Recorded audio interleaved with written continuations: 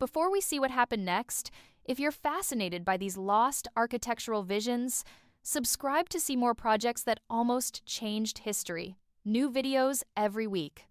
In 1956, America's most famous architect unveiled a vision that seemed impossible, a skyscraper so tall it would pierce through the clouds. 1 mile high, 528 floors, housing 100,000 people. This is the story of Frank Lloyd Wright's Illinois, the building that would have changed skylines forever. Frank Lloyd Wright was 89 years old when he presented the Illinois to the world.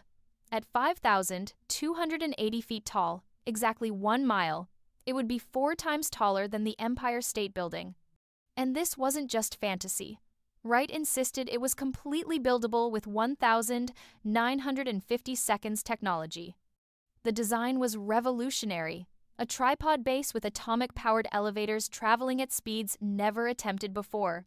The building would taper as it rose, narrowing to reduce wind resistance.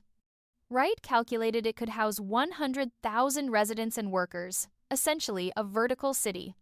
The structure would feature 15,000 parking spaces, but not at ground level. Cars would be lifted by elevators to designated parking floors. Helicopters would land on platforms jutting from the upper levels. The top floors would literally exist above the weather, in perpetual sunshine while Chicago experienced storms below. Wright called it a solution to urban sprawl.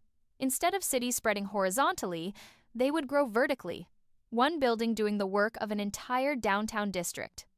The engineering challenges were staggering. The building would need to withstand winds of 150 miles per hour. Wright proposed a revolutionary cantilever system. The building would actually sway up to 18 feet at the top to absorb wind forces, but occupants wouldn't feel it. The foundation would require 4 massive concrete and steel legs reaching down to bedrock. Each leg would be wider than most buildings. The total weight? An estimated 1.8 million tons, the equivalent of 300 Eiffel Towers stacked together. Television and radio antennas at the summit would be the highest in the world. Wright envisioned broadcast signals reaching across multiple states. The building would essentially be a communications tower, office complex, and residential community all in one. Cost estimates varied wildly, but Wright dismissed concerns. He claimed new construction techniques and materials would make it affordable. "If we can build the atomic bomb," he said, "we can build the Illinois." But there was one problem Wright couldn't solve: the human factor. Psychologists raised concerns immediately. Could humans psychologically handle living at such heights? What about evacuation during emergencies? A fire on floor 300 would be catastrophic. Even with Wright's atomic elevators, evacuating 100,000 people would take hours. Then came the economic questions. Chicago's building codes didn't even account for structures this tall. Insurance companies refused to provide coverage. Banks wouldn't finance it. The city would need to completely rebuild its infrastructure.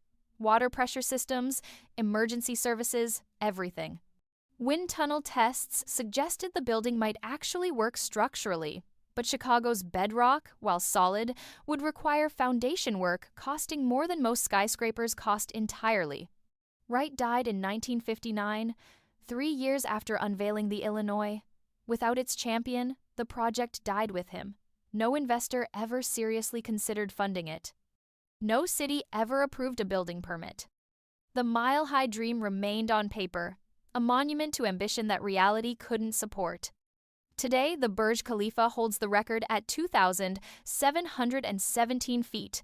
Impressive, but barely half the height Wright envisioned in 1956. Engineers say a mile-high building is technically possible now, with modern materials and computer modeling. But the question remains, just because we can, should we? Frank Lloyd Wright's Illinois stands as the ultimate what-if, a building so audacious that even America's post-war optimism couldn't bring it to life. A vision where ambition met reality, and reality won. This was Unbuilt Visions, the architecture that never was.